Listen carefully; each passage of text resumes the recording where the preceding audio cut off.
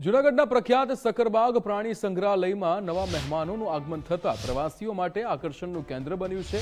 પ્રાણી સંગ્રહાલયમાં બે અલગ અલગ સિંહણ દ્વારા ત્યજી દેવાયેલા 4 નવજાત બચ્ચાઓને ઝૂના તબીબોએ હેન્ડ રિયરિંગ પદ્ધતિથી ઉછેરીને સંપૂર્ણ સ્વસ્થ બનાવ્યા છે। બીજી તરફ મહારાષ્ટ્રથી લાવવામાં આવેલી વાઘની જોડીનું સફળ બ્રીડિંગ થતા જન્મેલા 3 વાઘના બચ્ચાઓને પણ પ્રવાસીઓ માટે ડિસ્પ્લે મૂકવામાં આવ્યા છે।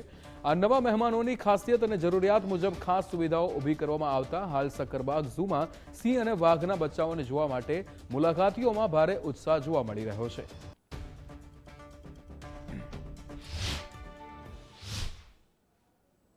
મોટા કુળના બિલાડી કુળના જે પ્રાણીઓ છે એના બચ્ચા અત્યારે બહુ વિશેષ પ્રમાણમાં લોકોને આકર્ષે છે।